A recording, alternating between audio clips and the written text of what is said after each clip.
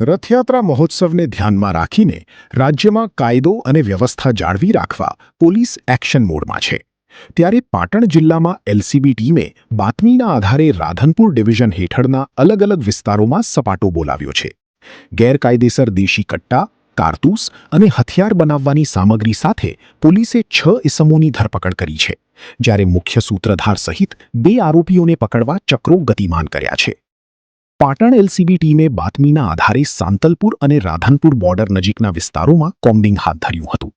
સમીના ગાજદીનપુરા 4 રસ્તા, મુજપુર, શંખેશ્વર, રાણીસર અને વારાહી ખાતે અલગ અલગ દરોડા પાડીને પોલીસે ગેરકાયદેસર હથિયારોનું આખું નેટવર્ક ઝડપી પાડ્યું છે.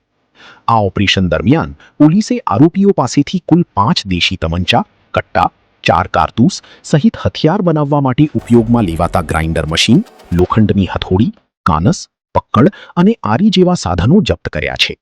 પોલીસે આ મામલે વારાહી, સમી અને શંખેશ્વર પોલીસ સ્ટેશનમાં અલગ અલગ ગુના નોંધી વધુ તપાસ હાથ ધરી છે. પાટણ જિલ્લામાં કાયદો વ્યવસ્થાની સ્થિતિ જળવાઈ રહે એ માટે અલગ અલગ ડ્રાઈવ આપવામાં આવી હતી. એલસીબી પીઆઈ અને એમની ટીમને ચોક્કસ માહિતી મળી હતી કે રાધનપુર ડિવિઝનના અમુક ગામોમાં ગેરકાયદેસર હથિયારો છે, જેના આધારે કોમ્બિંગ દરમિયાન 5 દેશી કટ્ટા, 4 કારતૂસ અને હથિયાર બનાવવાની અલગ અલગ સામગ્રી મળી આવેલ છે, જેમાં 6 આરોપીઓને અટક કરેલ છે અને અન્ય 2 આરોપીઓને અટક કરવાના બાકી છે. પોલીસે જે 6 આરોપીઓની ધરપકડ કરી છે તેમાં શંખેશ્વરના મુજપુરનો મઝર હુસૈન સૈયદ, સમીનો ઇકબાલ ખાન મલિક, વારાહીના અશરફ ખાન મલિક અને નસીબ ખાન ઉર્ફે લાલો મલિક, રાણીસરનો હનીફ ભટ્ટી તેમજ સમીના મોબીન વેપારીનો સમાવેશ થાય છે. આ ગુનામાં ડાયાજી ઉકાજી માજીરાણા અને હથિયાર બનાવવાની ફેક્ટરી ચલાવતો હિસ્ટ્રી શીટર દરિયાખાન મૂસાભાઈ ભટ્ટી હજુ પણ ફરાર છે, જેમને પકડવા પોલીસની જુદી જુદી ટીમો કામે લાગી છે. પોલીસના જણાવ્યા અનુસાર મુખ્ય સૂત્રધાર દરિયાખાન ભટ્ટી અગાઉ પણ હથિયાર બનાવવાની મિની ફેક્ટરી સાથે પકડાઈ ચૂક્યો છે. પ્રાથમિક તપાસમાં આ હથિયારો રાણીસર ગામે જ બન્યા હોવાનું સામે આવ્યું છે. હાલ તો પોલીસે તમામ આરોપીઓના રિમાન્ડ મેળવી આ હથિયારો કયા ગુનાહિત કાવતરા માટે લાવવામાં આવ્યા હતા કે કોઈ મોટી ઘટનાને અંજામ આપવાનો પ્લાન હતો તે દિશામાં સઘન તપાસ શરૂ કરી છે.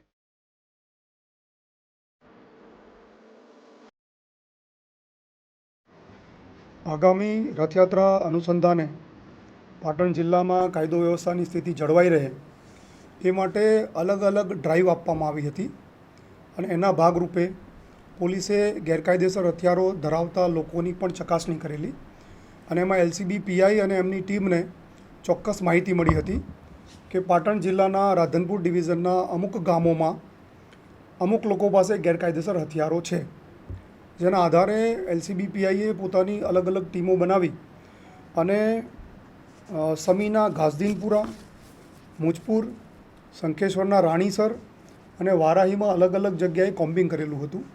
અને કોમ્બિંગ દરમિયાન પોલીસને 5 દેશી કટ્ટા, કારતૂસ નંગ 4 અને હથિયાર બનાવવાની અલગ અલગ સામગ્રી મળી આવી હતી, જેમાં પોલીસે અલગ અલગ 5 ગુના દાખલ કર્યા હતા અને અત્યારે એમાં 6 આરોપીઓને પોલીસે અટક કરેલા છે. આ ગુનામાં અન્ય 2 આરોપીઓને અટક કરવાના બાકી છે.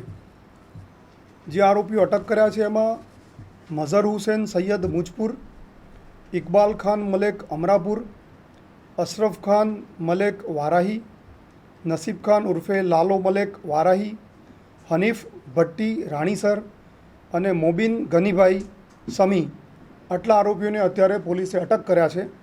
જે અટક કરવાના બાકી આરોપીઓ છે એમાં ડાયા ઉકા માજીરાણા રાધનપુર, દરિયાખાન ભટ્ટી રાણીસર.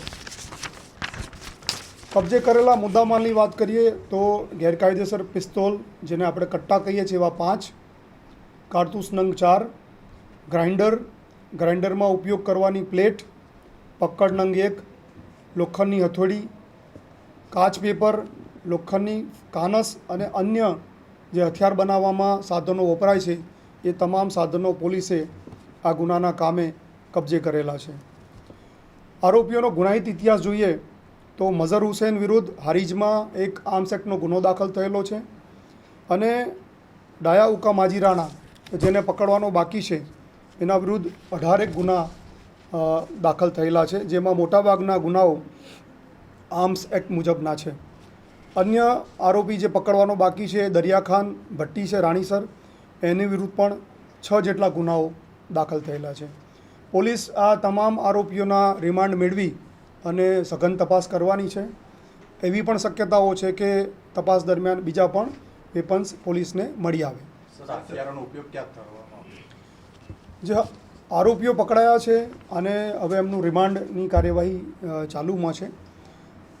કોઈ ગુનામાં વેપન વપરાયા છે કે કેમ, અન્ય ગુનામાં વાપરવાના છે કે કેમ, બીજા કોઈ ઉપયોગ માટે લાવ્યા છે કે કેમ, આ બધી તપાસ રિમાન્ડ દરમિયાન કરવામાં આવશે.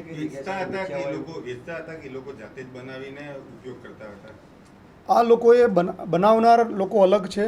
આ લોકો પાસેથી જે પકડાયા છે એ વેપન ધારકો છે, જેમની પાસેથી આપણને વેપન મળી આવ્યા છે. કેવી રીતે એમને મેળવ્યા છે અને એમના માટેના પૈસા ચૂકવ્યા છે કે કેમ, આ બધી તપાસ અત્યારે કરવામાં આવનાર છે. હા, ફેક્ટરી હાલ પૂરતી આપણને રાણીસર અને એના મુખ્ય જે વ્યક્તિ છે દરિયાખાન ભટ્ટી, જે અગાઉ પણ હથિયાર બનાવવાની ફેક્ટરી સાથે પકડાયા હતા, એમની જ ફેક્ટરીમાં બન્યા હોય એવું અત્યારે પ્રાઇમા ફેસી આપણને મળી આવ્યું છે. અત્યાર સુધી એવી કોઈ બાબત ધ્યાને આવેલી નથી, પણ અમે આની સઘન તપાસ કરવાના છીએ. Thank you.